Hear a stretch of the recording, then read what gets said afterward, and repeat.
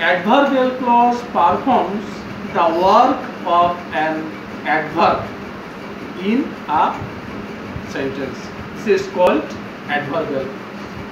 এখন আমরা জানবো kinds of adverbial clause. There are 9 types of adverbial clause. We find 9 types of adverbial clause. Number 1, adverbial clause of time. This is number 1. Adverbial clause of time. Number 2, adverbial clause of place. Number 3, adverbial clause of manner.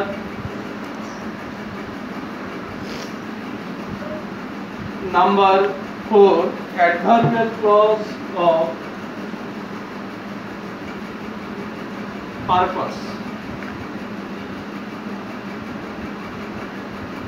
Number 5 দেখো, adverbial clause of result বা effect. Number 6 দেখো,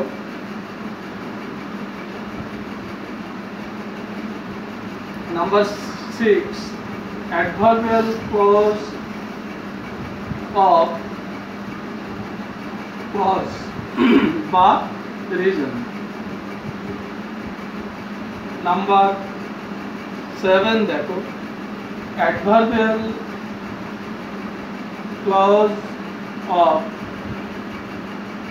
comparison. Number 8 দেখো, adverbial clause of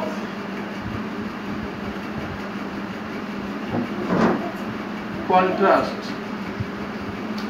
Number 9, this is the last one, adverbial clause of condition বা conditional clause. তাহলে adverbial clause কে আমরা মোটামুটি 9টি ভাগে ভাগ করলাম। 9টা ভাগ কি কি? Adverbial clause of time, adverbial clause of place, adverbial clause of manner, adverbial clause of purpose, adverbial clause of result by effect, adverbial clause of cause by reason, adverbial clause of comparison, adverbial clause of contrast এবং adverbial clause of condition বা এটা আরো একটা নাম দেওয়া যায় যে conditional clause. এবার আমরা উদাহরণ সহ প্রত্যেকটার আলোচনা করব। adverbial clause of time. Time মানে এখানে সময়বাচক বলা হচ্ছে, অ্যাডভার্ব সময়। তার মানে আমরা when দিয়ে প্রশ্ন করলে যে উত্তরটা পাবো এখানে সেটা টাইম। when মানে কখন। প্লেস তার মানে এইটাকে আমরা where দিয়ে প্রশ্ন করলে যে উত্তরটা আমরা পাবো। ম্যানার মানে কি? ম্যানার মানে হাউ দিয়ে প্রশ্ন করলে আমরা যে উত্তরটা পাবো সেটা এখানে বলা হচ্ছে। আর অ্যাডভার্বিয়াল ক্লজ অফ পারপাস, এইটা আমরা কি প্রশ্ন করব? হোয়াট পারপাস, কি উদ্দেশ্যে, এই প্রশ্ন করলে আমরা পাবো। অ্যাডভার্বিয়াল ক্লজ অফ রেজাল্ট, এটার কি প্রশ্ন করতে হবে? What result. তারপরে দেখো অ্যাডভার্বিয়াল ক্লজ অফ কজ বা রিজন এখানে দেওয়া আছে, এটা আমরা বলতে পারি হোয়াই। হোয়াই দিয়ে প্রশ্ন করলে আমরা যে উত্তরটা পাবো। তারপরে দেখো adverbial clause of comparison. Comparison মানে যেটাকে তুলনা বোঝাচ্ছে, তার মানে এখানে একটা তুলনা বা পরিমাণ যেটা বলা হয়, যেমন ধরো টু হোয়াট ডিগ্রি, এইটা দিয়ে আমরা প্রশ্নটা করব। তারপরে দেখো অ্যাডভার্বিয়াল ক্লজ অফ কন্ট্রাস্ট, যেটা হলো দো হোয়াট, এই প্রশ্নের উত্তর আমরা এখানে পাবো, দো হোয়াট। আচ্ছা, অ্যাডভার্বিয়াল ক্লজ অফ কন্ডিশন, তার মানে আন্ডার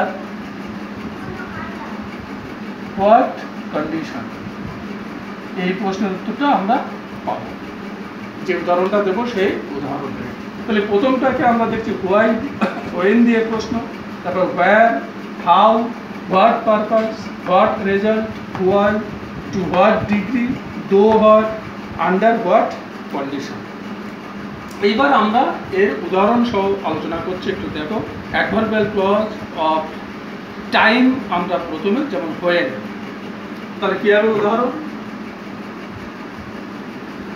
এক নম্বর উদাহরণটা হলো, দেখো,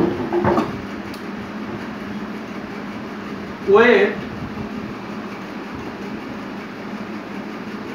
until I come.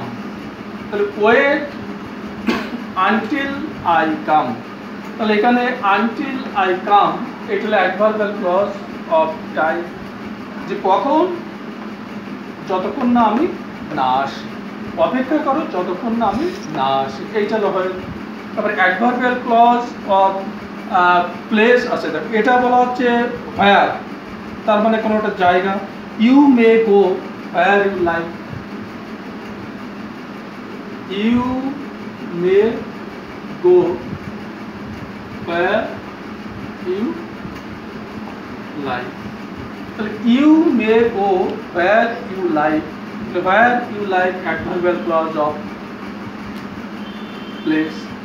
Adverbial clause of manner, দেখো, she dances as a peacock does, as a peacock does, সে কেমন করে নাচে? she dances as a peacock does, তাহলে as a peacock does এইটা হলো অ্যাডভার্বিয়াল ক্লজ অফ ম্যানার। এর পরেরটা দেখো 4 নম্বরে আছে adverbial clause of purpose. Adverbial clause of purpose, we eat, দেখো, that we may live, that we may live, তাহলে এইটা হলো adverbial clause of purpose. We eat that we may live, for purpose, কি জন্য আমরা খাই? দ্যাট উই মে লিভ, যাতে আমরা বেঁচে থাকতে পারি। তারপরে দেখো 5 নম্বর হচ্ছে অ্যাডভার্বিয়াল ক্লজ অফ রেজাল্ট, এখানে দেওয়া আছে, দেখো, he is so weak that he can not walk, তাহলে he is so weak that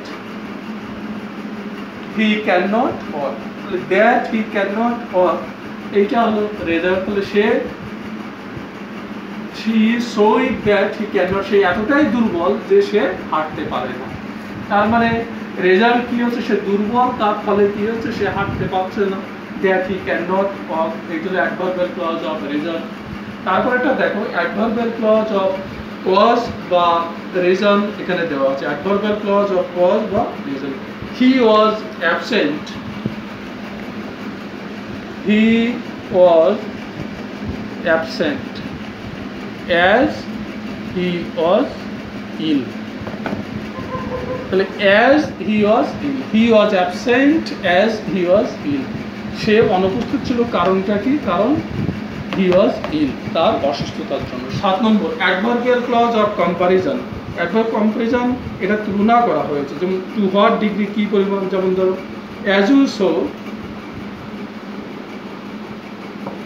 as you saw, so will you read, এইটা হলো adverbial clause of comparison. as you saw, so will you read, তাহলে এইটা হলো adverbial clause of comparison. তারপরেরটা এখানে দেখো adverbial clause of contrast, দো what, দেখো, though he is poor he is honest. তাহলে দো হি ইজ পুয়ার এটা হলো অ্যাডভার্বিয়াল ক্লজ অফ কন্ট্রাস্ট। এবার লাস্ট যেটা অ্যাডভার্বিয়াল ক্লজ অফ কন্ডিশন। তাহলে অ্যাডভার্বিয়াল ক্লজ অফ কন্ডিশন এইটাকে আবার দুই ভাগে ভাগ করা যায়। এক নম্বর বলা হচ্ছে রিয়েল কন্ডিশন বা পসিবল, আর একটাকে বলা হচ্ছে আনরিয়াল।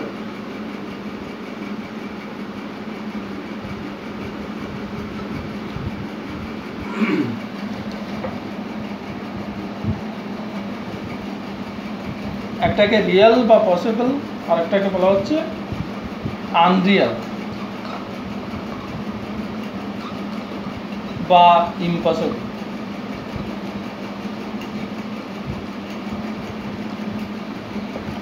আনরিয়াল বা ইম্পসিবল। তাহলে রিয়েল এটা উদাহরণ কি হবে?